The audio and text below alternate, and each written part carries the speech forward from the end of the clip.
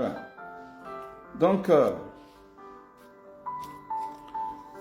shalom, voilà, bienvenue à Claudine, bienvenue aussi, voilà, qui encore, à Grâce d'Amaris, ok, voilà. Alors, nous sommes ici sur le la huitième nature. La huitième nature est la huitième conséquence de l'infidèle ou de l'infidélité. Là, c'est grave. Une personne infidèle est une personne criminelle. Amen.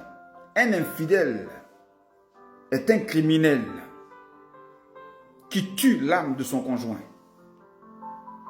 C'est un criminel qui tue l'âme de son conjoint. Pourquoi? Parce que l'amour, bien-aimé, c'est l'âme dans l'humour. Donc, âme, amour, âme, c'est l'âme. Le ou que tu entends à la fin, c'est synonyme de l'humour. Donc, pour définir l'amour, c'est une âme dans l'humour, une âme dans la joie, une âme dans la allégresse, une âme dans la paix, une âme qui jubile, une âme qui est heureuse, une âme qui est contente. C'est ça l'amour. Donc, on se marie pour être heureux. Mais on ne se marie pas pour se tuer. On ne se marie pas pour s'insulter. On ne se marie pas pour se maudire. On ne se marie pas pour s'attaquer. On ne se marie pas pour se détruire. Amen. Donc, quand tu prends l'amour que tu as pour l'autre et que tu vas remettre à une autre personne, tu tues son âme. Amen. Donc, quand vous lisez dans l'histoire on va arriver là-bas, voilà, vous allez comprendre. Donc, un infidèle est un criminel. Donc, prends l'amour que l'autre a pour toi, pour le remettre à une autre personne, tu as tué l'amour. Ça veut dire quoi? Le jour où l'autre, ton conjoint, apprendra que tu es tombé dans l'infidélité, ça veut dire que tu as pris elle son amour. Voilà. Son amour, son cœur qui était en toi là, tu vas le remettre à quelqu'un d'autre. Automatiquement, qu'est-ce qui se passe? Ton conjoint prend un coup. Ce coup-là, c'est une arme. C'est l'arme qui a été piquée dans son cœur. Une âme qui a été piquée dans son âme. Et si la personne est malade, elle peut piquer une crise et mourir. Si la personne est malade, elle peut tomber et mourir. Si la personne est faible d'esprit, elle peut se tuer. Donc, un infidèle en amour est un criminel spirituel. C'est pourquoi, dans la neuvième nature, voilà, dans la neuvième nature, un infidèle, c'est un sorcier ou bien une sorcière qui tue l'âme de son conjoint en livrant l'amour que tu as pour ton conjoint à une autre personne au dehors.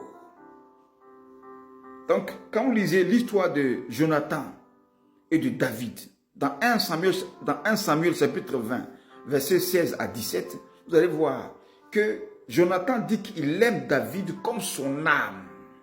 Jonathan, le fils de Saül, qui voulait tuer David. Saül voulait tuer David. Mais le fils de Jonathan, le fils de David, de Saül, qui est Jonathan, aimait David comme son âme. Ça veut dire que l'âme de David était dans Jonathan. Donc, comme il aime David, il peut pas tuer David. Parce que s'il tue David, il tue lui-même son âme. Donc, quand tu dis j'aime mon conjoint, j'aime ma femme, j'aime mon mari, c'est-à-dire que l'âme de ton mari est dans ton âme. Donc, si tu fais mal à ton mari, tu te fais du mal toi-même. Donc, comme tu peux te faire du mal toi-même, alors tu peux faire du mal à ton conjoint. Donc, ça veut dire que quand tu prends l'amour que ton conjoint a pour toi et tu vas remettre à une autre personne, c'est comme si tu livrais son âme à une personne étrangère. En effet, c'est pourquoi je dis qu'un infidèle est un sorcier. Voilà comment un parent sorcier peut prendre son fils ou bien sa fille et puis aller livrer son fils ou bien sa fille à la sorcellerie pour qu'on tue son fils, pour qu'on tue son enfant. Pourquoi? Parce qu'il y a le lien de sang qui vous lie.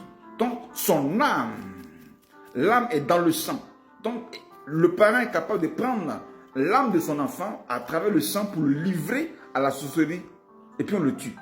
La même chose à l'état spirituel dans le mariage.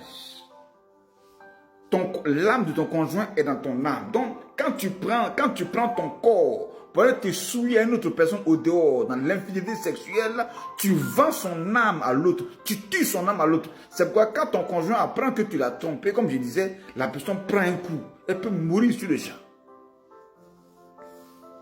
Elle peut mourir sur le champ. Si elle est faible d'esprit, elle peut prendre des comprimés pour se tuer, se suicider. Ceux qui sont encore plus faibles d'esprit, qui ont un cœur qui est fragile, ceux qui ont maux de cœur, peuvent piquer des crises, peuvent mourir. Ou bien finalement, le divorce arrive et le mariage est mort. Voici les conséquences de l'infidélité. Et la nature d'un infidèle, c'est un sorcier. Ce que je dis très fort, on ne vous a jamais dit ça. Mais moi, quand Dieu m'a ouvert l'esprit et j'ai compris, il dit, mais c'est grave ça, c'est dangereux. Un infidèle est un sorcier. Écrivez ça. Un infidèle en amour, c'est un sorcier. Parce que l'âme de l'autre est dans ton âme. Donc son âme est en toi. Et tu prends ton corps, hein, son amour qui est en toi, là, son âme qui est en toi, et tu vas livrer ça, cet amour-là, à une autre personne. Tu l'as vendu. Tu l'as tué là-bas. Pourquoi? Parce que la femme avec qui tu couches là-bas, toi le frère, qui est infidèle, qui est marié, et puis tu es infidèle là. La femme avec laquelle tu couches au dehors là, quand elle sait que tu es marié, et quand tu vas là-bas, dans son cœur là, elle maudit l'autre femme, elle maudit ta femme, et tue ta femme. Et son souhait que ta femme meure et qu'elle prenne la place. Mais c'est ça la sorcellerie que tu as fait. Et également la femme qui va coucher un autre homme. Le monsieur là, il veut te prendre pour femme, mais il veut que tu quittes ton mari, mais que ton mari meure. C'est la même chose, c'est la sorcellerie qui se passe. Donc, ce que tu entends là, si vraiment ça te choque, je t'encourage à quitter l'infidélité, à quitter l'homme avec qui tu couches au dehors si tu es marié, de quitter la femme avec qui tu couches au dehors si tu es marié. Et range ta vie. Demain à ta femme, demain à ton mari. Sinon, si ton conjoint meurt dans cette infidélité-là, Dieu va te réclamer son sang sur ta tête. Parce que c'est à cause de tes actions qu'elle est morte ou bien qu'il est mort. L'infidélité est dangereuse. Un infidèle est très dangereux. C'est un sorcier. Alors, la 10e nature et la 10e conséquence de l'infidélité. Un infidèle n'a pas droit au mariage. Selon Matthieu 19, verset 9 et Genèse 3 à 6, un infidèle n'a pas droit au mariage. Pourquoi? Parce qu'il n'a pas la crainte de Dieu. Pourquoi? Parce qu'il n'aime pas Dieu. Pourquoi? Parce qu'il ne peut pas supporter la tentation d'un sexe opposé. Alors qu'on ne se marie pas pour divorcer, selon le plan de Dieu.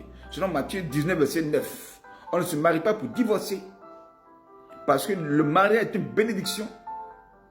Donc Dieu ne peut pas accompagner le mariage qui est la bénédiction, mettre derrière le divorce.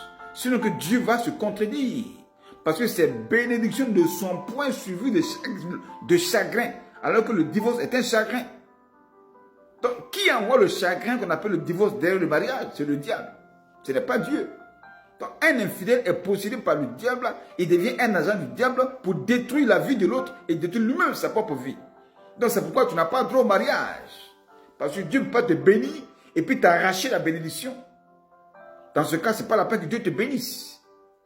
Donc pour ne pas que le nom du Seigneur soit gâché dans cette affaire, pour ne pas que toi-même tu dépenses pour rien, pour ne pas que tu commettes un retard marital, il est mieux de ne pas te marier si tu n'as pas la crainte de Dieu. Sinon, tu vas faire perdre du temps à ta propre vie et à la vie de l'autre. Vous allez gaspiller des millions dans le mariage et puis à la fin de divorcer, mais ce n'est pas la peine de se marier. Donc si tu n'as pas la crainte de Dieu, ce n'est pas la peine de te marier.